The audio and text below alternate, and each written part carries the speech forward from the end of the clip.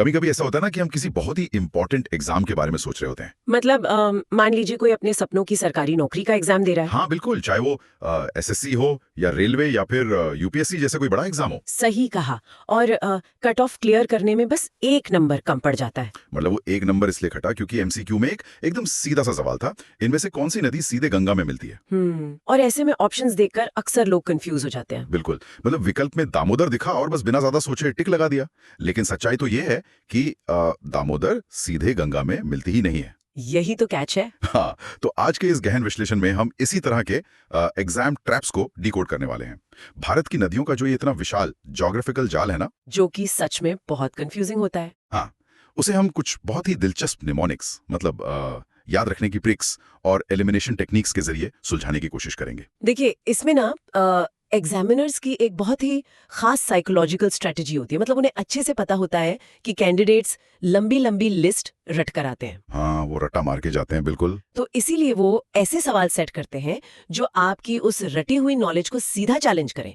अगर हम नदियों के इस पूरे डेटा को सिर्फ रटने के बजाय उनके ड्रेनेज सिस्टम या अपवाह तंत्र के पैटर्न को समझ लें, तो चीजें आसान हो जाएंगी। बिल्कुल, तब हम परीक्षा सेट करने वाले के दिमाग को पढ़ सकते हैं। हमारा आज का मेन मिशन भी यही है कि हम एक प्रैक्टिकल स्टडी प्लान बनाया जाए जहां हम नदियों को सिर्फ रटेंगे नहीं बल्कि उनके पैटर्न को समझेंगे। तो चलिए फिर इस प्रैक्टिकल स्टडी प्लान की शुरुआत हम भारत के सबसे बड़े ड्रेनेज सिस्टम से करते हैं, गंगा नदी तंत्र। सबसे इंपॉर्टेंट सेक्शन है ये। हाँ, क्योंकि एग्जाम्स में सबसे ज्यादा सवाल यहीं से आते हैं। अब देखिए, दाईं ओर से गंगा में मिलने वाली नदियों की एक बहुत ही फेमस ट्रिक है, यशोदा।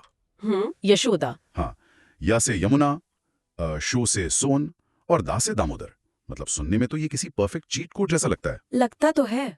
और मजे की बात यह है कि यहीं पर एग्जामिनर अपना सबसे पहला और सबसे खतरनाक जाल बिछाते हैं। अच्छा, वो कैसे? देखिए, यशोदा ट्रिक याद रखना बहुत आसान है और इसे याद करते ही दामोदर नाम तुरंत दिमाग में पॉपअप होता है। हाँ बिल्कुल होता है। लेकिन अगर हम थोड़ा जियोग्राफिकल रियलिटी को देखें ना, तो दामोदर नदी सीधे मुख्य गंगा नदी में अपना पानी नहीं गिराती है। वो बेसिकली पश्चिम बंगाल में जाकर हुगली नदी में मिलती है। हुगली गंगा की ऐसी ही एक डिस्ट्रीब्यूटरी है, वो गंगा से अलग होकर बहती है। तो दामोदर मेन गंगा में नहीं मिलती, बल्कि गंगा से टूटकर अलग हुई इस हुगली नदी में जाकर मिलती है। अरे वाह! तो इसका सीधा सा मतलब ये हुआ कि अगर एग्जाम के सवाल में एकदम क्लियरली पूछा गया हो कि सीधे गंगा में मिलने वाली नदी कौन सी है, तो हम दामोदर को क्या करेंगे? हम दामोदर को तुरंत एलिमिनेट कर देंगे। ये तो बहुत बढ़िया टेक्निक है। खैर, ये तो हुई दाईं ओर की बात। अब गंगा में जो बाईं ओर से मिलने वाली नदियां हैं, उन्हें देखते हैं। हाँ, वो भी बहुत पूछी जाती हैं। अक्सर पेपर्स में इनका पश्चिम से पूर्व का क्रम पूछ लिया जाता है। इसके लिए भी एक कहानी जैसी ट्रिक है। राम गंगा को गाय ने घी दिया। काफी दिलचस्प ट्रिक है। हाँ, राम गंगा, फिर गोमती, घाघरा, गंडक, कोसी और महानंदा। लेकिन यहाँ मेरे दिमाग में एक डाउट आ रहा है। क्या डाउट है?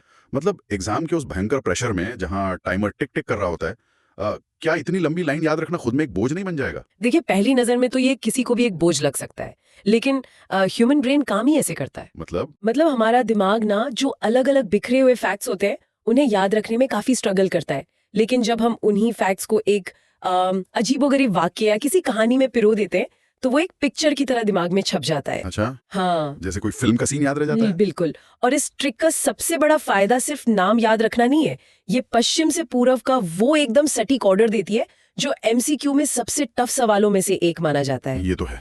अच्छा, इसी ऑर्डर में एक नदी का नाम आया था, कोसी, जिस पर मैंने देखा है कि हर साल कोई ना कोई सवाल बनता ही है। हाँ, कोसी बहुत इंपॉर्टेंट है। कोसी, जिसे बिहार का शोक भी कहा जाता है। मतलब हम बचपन से किताबों में ये उपनाम सुनते आ रहे हैं, लेकिन अगर हम थोड़ा ज्योग्राफी के नजरिए से देखें तो ये नदी ऐसा क्या करती है कि इसे इतना खौफनाक नाम दे दिया गया? इसके पीछे ना बहुत ही सिंपल सा फिजिक्स और ज्योग्राफी काम कर रहा है। मैं बताती हूँ। कोसी नदी नेपाल के एकदम ऊंचे हिमालय क्षेत्रों से निकलती है, पहाड़ों से। हाँ। तो वहां पहाड़ों का स्लोप या ढलान बहुत ज्यादा तेज होता है, इसीलिए नदी का पानी बहुत भयंकर स्पीड से नीचे आता है और अपने साथ भारी मात्रा में गाद, मिट्टी और बड़े बड़े पत्थर लेकर आता है। ओके। लेकिन जैसे ही ये नदी बिहार के समतल मैदानों में यानी प्लेन्स में एंटर करती है, इसका ढलान अचानक से खत्म हो जाता है। ओहो, ढलान खत्म होने का मतलब है कि पानी की जो स्पीड है और उसका वो गाद धोने की कैपेसिटी है, वो अचानक से गिर जाती होगी। एकदम सही पकड़ा आपने। पानी की स्पीड जैसे ही धीमी होती है, वो अपने ही साथ लाई गई उस भारी गाद को वहीं रास्ते में जमा करने लगती है। मतलब खुद का ही रास्ता ब्लॉक करने लगती है। एग्जैक्टली। धीरे धीरे वो गाद इतनी ज्यादा बढ़ जाती है कि नदी का अपना ही रास्ता ब्लॉक हो जाता है। अब पीछे से पानी तो लगातार आ रहा है ना। हाँ, पानी तो रुकेगा नहीं। तो वो पानी किसी भी नई दिशा में बह रखता है और बस इसी वजह से कोसी नदी बार बार अपना रास्ता बदलती है और उन इलाकों में भयानक बाढ़ ले आती है जहां लोगों को इसकी बिल्कुल भी उम्मीद नहीं होती। बाप रे, यही मेन रीजन है कि इसे बिहार का शोक कहा जाता है। ये तो सच में एक बहुत ही शानदार इंसाइट है। मतलब रट्टा मारने के बजाय अगर ये मैकेनिज्म समझ आ जाए ना, हाँ, तो वो जो कथन कारण या असर्शन रीजन वाले सवाल होते हैं वो कभी गलत नहीं होंगे। बिल्कुल, कॉन्सेप्ट क्लियर होना बहुत जरूरी है। अच्छा, चलिए अब वो अपनी यशोदा ट्रिक के पहले अक्षर य पर वापस लौटते हैं। यमुना नदी। यमुना की ट्रिब्यूटरीज को याद करने की ट्रिक है केबीसी। केन, बेतवा और चंबल। हाँ, केबीसी बहुत पॉपुलर निमोनिक है। लेकिन एक बात बताइए, जब हम इंडिया का मैप देखते हैं तो एक बहुत ही अजीब सी चीज नजर आती है। वो क्या? नदियां तो आमतौर पर उत्तर के ऊंचे पहाड़ों से निकलकर दक्षिण की तरफ या समुद्र की तरफ बहती है ना, तो क्या हमारा नक्शा गलत है या यहाँ कुछ और ही साइंस चल रहा है? नहीं, नक्शा बिल्कुल सही है अपनी जगह, और ये एग्जाम्स में पूछा जाने वाला एक बहुत ही ब्रिलियंट कॉन्सेप्ट है। अच्छा। हाँ, आप ना एक बहुत बड़ी ट्रे की कल्पना कीजिए जिसे दक्षिण की तरफ से थोड़ा सा ऊपर उठा दिया गया हो। ओके, एक टिल्टेड ट्रे। हाँ, जो प्रायद्वीपीय भारत या पेनिनसुलर इंडिया का उत्तरी हिस्सा है ना, खासकर ये जो अपना मालवा और बुंदेलखंड का पठार है, उसकी ज्योग्राफिकल बनावट ही कुछ वैसी है। मतलब वो नीचे से उठा हुआ है। बिल्कुल, वो दक्षिण की तरफ से थोड़ा ऊंचा है और उसका जो नॉर्मल स्लोप है वो उत्तर की तरफ यानी गंगा यमुना के मैदानों की ओर है। अरे वाह। तो बस वहाँ ग्रेविटी अपना काम कर रही है और पानी उस ढलान को फॉलो करते हुए उत्तर की दिशा में बहने लगता है। ये तो बहुत ही लॉजिकल एक्सप्लेनेशन है। मतलब इसमें कोई मैजिक नहीं है, बस ढलान का खेल है। बिल्कुल। और इसी चंबल नदी की अपनी खुद की कुछ बहुत इंपॉर्टेंट ट्रिब्यूटरीज हैं, जिसके लिए एक और बड़ी मजेदार ट्रिक है, पार्वती बनी काली।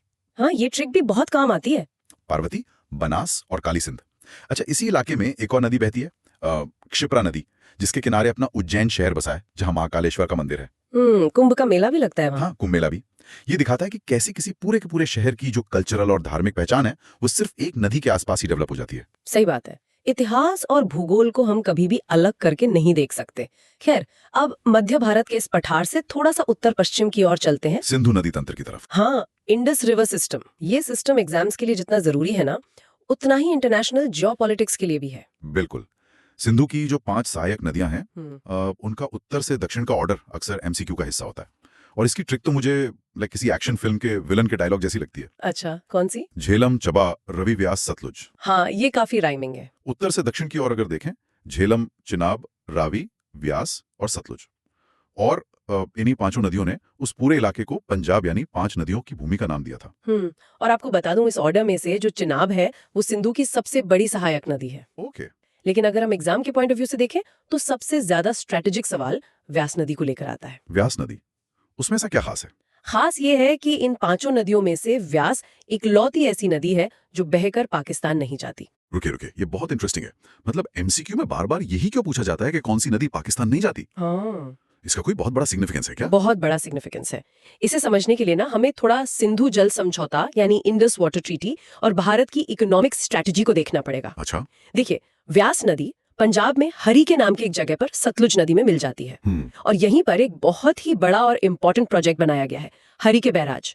इसी बैराज से भारत की सबसे लंबी नहर जो इंदिरा गांधी नहर है वो निकाली गई है। ओह, अच्छा, तो यहाँ से निकलती है? हाँ, ये नहर पंजाब के पानी को डाइवर्ट करके सीधा राजस्थान के उन गहरे रेगिस्तानी इलाकों तक ले जाती है जहाँ पानी की बहुत कमी है। मतलब ये सिर्फ एक नदी का दूसरी नदी में मिलना भर नहीं है, ये तो पानी के एक बहुत बड़े हिस्से को मोड़कर सूखे रेगिस्तान में खेती और लाइफ पॉसिबल बनाने की एक तरह से मास्टर की हो गई। बिल्कुल, और यही मेन रीजन है कि एग्जामिनर्स इस पॉइंट पे इतना जोर देते हैं। वो चेक करना चाहते हैं कि हमारी नॉलेज कितनी डीप है।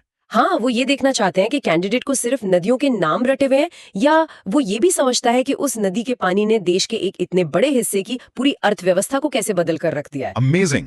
तो अब तक तो हमने उन हिमालयी नदियों की बात की जिन्हें ग्लेशियरों से साल भर पानी मिलता रहता है। लेकिन अब उस एरिया की तरफ चलते हैं जहां कोई ग्लेशियर नहीं है और जहां एग्जामिनर्स के लिए कैंडिडेट्स को कंफ्यूज करना सबसे ज्यादा आसान होता है, प्रायद्वीपीय भारत या पेनिनसुलर इंडिया। ओहो, साउथ की नदियां, वहां तो कंफ्यूजन का लेवल ही अलग होता है। सही कहा। दक्षिण भारत की नदियां पूरी तरह से बारिश पर डिपेंड करती हैं और इनके जो संस्कृत या लोकल लैंग्वेज से निकले नाम है ना, वो इतने ज्यादा मिलते जुलते हैं कि अच्छे अच्छे कैंडिडेट्स धोखा खा जाते हैं। बिल्कुल, इसीलिए यहाँ पर रटने से ज्यादा एलिमिनेशन टेक्निक यानी गलत ऑप्शंस को हटाने की ट्रिक सबसे ज्यादा काम आती है। तो चलिए शुरुआत गोदावरी से करते हैं, जिसे पेनिनसुला इंडिया की सबसे बड़ी नदी होने की वजह से दक्षिण गंगा या बूढ़ी गंगा भी कहा जाता है। हाँ। इसकी ट्रिक है, इंद्र ने पेन और वैन मांगी। मतलब इंद्रावती, पेन गंगा, वैनगंगा और मंजीरा। और मैंने कहीं पढ़ा था कि जब पेनगंगा और वैनगंगा आपस में मिलती हैं तो वो प्राणहिता नाम की एक नई धारा बना देती हैं। हाँ, ये एक बहुत ही क्रूशल फैक्ट है। लेकिन मजे की बात यह है कि एग्जामिनर्स इस गोदावरी के सिस्टम का इस्तेमाल आपको कृष्णा नदी के सवालों में फंसाने के लिए करते हैं। अच्छा। हाँ। कृष्णा नदी के सवालों में। हाँ। कृष्णा नदी के लिए तो हमारी अलग ट्रिक है। भीम और तुंगे ने दूध पिया। मतलब भीमा, तुंगभद्रा जो कृष्णा की सबसे बड़ी सहायक नदी है, हाँ। और दूधगंगा। बिल्कुल। और इसके अलावा एक और हैक है कि जहां भी नदियों के नाम के लास्ट में प्रभा आए, जैसे घाट प्रभा और माल प्रभा, हाँ। उसे कृष्णा नदी के परिवार का ही मान लेना चाहिए। लाइक जैसे कोई फैमिली सरनेम हो। ये फैमिली सरनेम वाला आइडिया अच्छा है ना? और हैदराबाद शहर जिस मूसी नदी पर बसा है, उसकी तो ट्रिक ही बड़ी फनी है। कृष्णा जी की मौसी यानी मूसी। हाँ, ये याद रखने में बहुत आसान है। लेकिन मेरा सवाल यह है कि एग्जाम हॉल के उस एकदम टेंस माहौल में ये जो इंद्र ने पेन मांगी वाली ट्रिक है, ये एलिमिनेशन में प्रैक्टिकली कैसे काम करेगी? देखिए, मैं समझाती हूँ। आप इमेजिन कीजिए कि आपके सामने पेपर में सवाल है, इनमें से कौन सी कृष्णा की सहायक नदी नहीं है। ओके। और आपको ऑप्शंस दिए गए हैं भीमा, तुंगभद्रा, मालप्रभा और पेनगंगा। अब अगर किसी को ट्रिक्स नहीं पता है तो ये सारे नाम उसे एक जैसे साउथ इंडियन नाम ही लगेंगे, वो कंफ्यूज हो जाएगा। हाँ, सारे नाम एक जैसे ही साउंड कर रहे हैं। लेकिन जैसे ही आपकी नजर पेनगंगा पर पड़ेगी ना, आपके दिमाग में तुरंत वो फ्लैश होगा, अरे इंद्र ने पेन और वैन मांगी, तो गोदावरी की कहानी थी। तो मतलब बाकी ऑप्शंस के बारे में सोचने की जरूरत ही नहीं पड़ेगी। एग्जैक्टली। आप तुरंत पेनगंगा को एलिमिनेट कर देंगे। एमसीक्यू सॉल्व करने का ये सबसे स्मार्ट तरीका होता है। मतलब सही जवाब ढूंढने में टाइम वेस्ट करने से पहले जो गलत है उसे पहचान कर बाहर कर दो। वाह, इसे कहते हैं असली कॉग्निटिव लोड कम करना।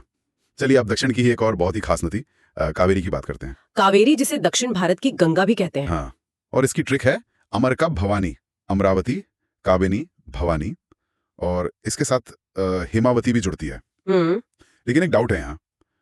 अभी थोड़ी देर पहले हमने डिस्कस किया कि दक्षिण की नदियां ग्लेशियर से तो आती नहीं है, वो सिर्फ बारिश पर डिपेंड करती हैं। हाँ। तो ऐसे में ये कावेरी नदी लगभग पूरे साल कैसे बहती रहती है? ये तो सूख जानी चाहिए ना? यही तो कावेरी नदी की सबसे अनोखी जियोग्राफिकल खासियत है। देखिए, भारत के बाकी हिस्सों को जनरली सिर्फ एक ही मॉनसून से पानी मिलता है। हाँ, गर्मी वाला मॉनसून। लेकिन कावेरी का जो बेसिन है, उसकी लोकेशन कुछ ऐसी है कि उसे दो अलग अलग मॉनसून सिस्टम्स का फायदा मिल जाता है। दो मॉनसून, वो कैसे काम करते हैं? देखिए, गर्मियों के टाइम जब दक्षिण पश्चिम मानसून आता है ना, तो कावेरी के ऊपरी हिस्से में जो कर्नाटक के पश्चिमी घाट वाला एरिया है, वहाँ बहुत भारी बारिश होती है। ओके, तो ऊपर पानी मिल गया। हाँ, फिर जब सर्दियां आती हैं और मानसून वापस लौटने लगता है, जिसे हम उत्तर पूर्व मानसून कहते हैं। लौटता हुआ मानसून। बिल्कुल। तो वो लौटता हुआ मानसून कावेरी के निचले हिस्से में, जो तमिलनाडु में पड़ता है, वहां जमकर बारिश करता है। अरे वाह, मतलब गर्मियों में ऊपर से पानी मिल रहा है और सर्दियों में नीचे से। जी, और बस इसी नेचुरल बैलेंस की वजह से कावेरी एक तरह से साल भर बहने वाली नदी बन जाती है। नेचर का ये मैकेनिज्म वाकई हैरान करने वाला है। खैर, अब दक्षिण से हम उस डायरेक्शन में चलते हैं जिसे अक्सर कॉम्पिटिटिव एग्जाम्स का ब्लाइंड स्पॉट माना जाता है। आप पूर्वोत्तर भारत की बात कर रहे हैं ना? हाँ, नॉर्थ ईस्ट और अपना ब्रह्मपुत्र नदी तंत्र। वहाँ नदियों का जाल इतना ज्यादा घना है और नाम इतने अपरिचित हैं कि कोई भी नया कैंडिडेट देखकर घबरा सकता है। और यहीं पर हमारी सिलेक्टिव स्टडी वाली अप्रोच काम आती है। वो कैसे? देखिए, जो स्मार्ट कैंडिडेट्स होते हैं उन्हें पता होता है कि उन्हें पूरा समंदर नहीं पीना है। ब्रह्मपुत्र की तो वैसे अनगिनत सहायक नदियां हैं, लेकिन एग्जाम्स के नजरिए से हमें सिर्फ 4 मेन, जिन्हें हम वीआईपी नदियां कह सकते हैं, उन पर फोकस करना होता है। अच्छा, सिर्फ 4? हाँ, जिनका ज्योग्राफिकल या इकोलॉजिकल इम्पैक्ट सबसे ज्यादा होता है। तो फिर पूर्वोत्तर के इस इतने बड़े जाल में वो 4 वीआईपी नदियां कौन सी हैं जिन पर सबसे ज्यादा सवाल बनते हैं? देखिए, पहली है लोहित। इसे ना अक्सर खूनी नदी भी कहा जाता है। खूनी नदी? नाम तो बड़ा डरावना है। हाँ, क्योंकि ये जिस इलाके से गुजरती है, वहाँ की जो लाल मिट्टी है वो पानी में घुलकर उसे एकदम लाल रंग दे देती है। ओहो, लाल मिट्टी की वजह से। और दूसरी है तिस्ता, जो सिक्किम से आती है। इसका फ्लो इतना तेज है कि ये भारत के पन बिजली या हाइड्रोइलेक्ट्रिक प्रोजेक्ट्स के लिए बहुत ज्यादा इंपॉर्टेंट है। ओके। तीसरी नदी है मानस। ये भूटान से निकलकर असम में एंटर करती है, और इसकी अहमियत इसलिए है क्योंकि ये जो अपना फेमस मानस नेशनल पार्क है, जो एक यूनेस्को वर्ल्ड हेरिटेज साइट भी है, ये उसके बीच से होकर बहती है। अच्छा, मतलब यहाँ एग्जामिनर्स एनवायरमेंट और ज्योग्राफी दोनों को मिक्स करके सवाल पूछ सकते हैं। बिल्कुल, वो अक्सर ऐसा ही करते हैं। और अपनी चौथी नदी कौन सी है? चौथी है सुबनसिरी। ये ब्रह्मपुत्र की सबसे बड़ी सहायक नदी है, और जब मानसून आता है ना, तो असम में जो भयंकर बाढ़ आती है, उसमें इस नदी का बहुत बड़ा हाथ होता है। तो कहने का मतलब ये है कि अगर कोई भी कैंडिडेट सिर्फ इन 4 नदियों की डिटेल्स को अच्छे से समझ ले, तो वो ब्रह्मपुत्र सिस्टम से जुड़े 90% सवालों को या तो सीधे सीधे सॉल्व कर लेगा या फिर एलिमिनेट करके आंसर निकाल लेगा। ये हुई ना बात। तो इस पूरे के पूरे डिटेल एनालिसिस को अगर एक सूत्र में पिरोया जाए तो सीधा सा निष्कर्ष ये निकलता है कि ये निमोनिक्स या ट्रिक्स जो हैं ये कोई शॉर्टकट्स नहीं है, नहीं, बिल्कुल नहीं। बल्कि ये ज्योग्राफी की उन बोरिंग और मुश्किल लिस्ट को एक लॉजिकल पैटर्न में डिकोड करने के बहुत ही पावरफुल टूल्स हैं। एकदम सही समराइज किया आपने। देखिए, चाहे वो दामोदर नदी का डिस्ट्रीब्यूटरी वाला कंफ्यूजन हो, या उल्टी बहने वाली चंबल नदी का वो पठार वाला ढलान हो, या फिर अपनी कावेरी का वो डबल मानसून वाला सिस्टम। हाँ, या फिर पेनिनसुलर नदियों में वो एलिमिनेशन का स्मार्ट गेम। एग्जाम के इस चक्रव्यूह को तोड़ने के लिए ना आपको हर एक नदी का नाम रटने की जरूरत नहीं है, बिल्कुल, बल्कि ये जानना ज्यादा जरूरी है कि 4 ऑप्शंस में से कौन सा ऑप्शन पक्के तौर पर गलत है। सही बात है। और ये जो नजरिया है ये ना सिर्फ एग्जाम में आपका स्कोर बढ़ाएगा, बल्कि इस सब्जेक्ट को लेकर जो एक डर बैठा होता है ना दिमाग में, उसे भी पूरी तरह खत्म कर देगा। बिल्कुल खत्म कर देगा। लेकिन देखिए, आज के इस डीप डाइव को हम खत्म करें उससे पहले एक बहुत ही गहरे विचार पे थोड़ी सी बात करते हैं। जी बिल्कुल। आज पूरे टाइम हमने नदियों के बहने की दिशा देखी, उनके नाम याद करने के लिए फनी कहानियां भी बनाई, लेकिन अगर हम थोड़ा और गहराई से सोचें तो ये समझ आता है कि ये नदियां सिर्फ नक्शे पर खींची गई कोई नीली लकीरें नहीं हैं। हाँ, सही कह रहे हैं। जब हम किसी एरिया को 5 नदियों की भूमि यानी पंजाब कहते हैं, या किसी नदी को बिहार का शोक यानी कोसी कहते हैं, तो हम वहां सिर्फ और सिर्फ ज्योग्राफी की बात नहीं कर रहे होते। हाँ, उसमें और भी बहुत कुछ शामिल होता है। बिल्कुल, हम बात कर रहे होते हैं उन किसानों की जो उस पानी से अपनी फसलें सींच रहे हैं, उन शहरों की जिनकी पूरी की पूरी संस्कृति महाकालेश्वर जैसे मंदिरों और कुंभ मेलों के जरिए बस इन्हीं नदियों के किनारे ही तो विकसित हुई है। और उन लोगों की भी जो हर साल बाढ़ की वजह से बेघर हो जाते हैं। एकदम सही। तो विचार करने वाली बात यहाँ यह है कि हमारे आसपास देश में ऐसे और कौन कौन से इलाके हैं जिनकी पूरी की पूरी ऐतिहासिक, आर्थिक और कल्चरल पहचान सिर्फ वहां बहने वाले पानी के इर्द गिर्द बुनी गई है। मतलब क्या वो नक्शे जो शुरुआत में हमें किसी डरावने जाल की तरह लग रहे थे, क्या वो सिर्फ भूगोल का एक हिस्सा है, या फिर वो पानी की बहती धाराओं के रूप में हमारी सभ्यता का पूरा इतिहास भी लिख रहे हैं? इसके बारे में सोचिएगा जरूर। और हाँ, अगला एपिसोड देखना ना भूलें, क्योंकि यहाँ जीएस रटाया नहीं जाता, कहानियों की तरह दिखाया जाता है। तो मिलते हैं अगले एपिसोड में।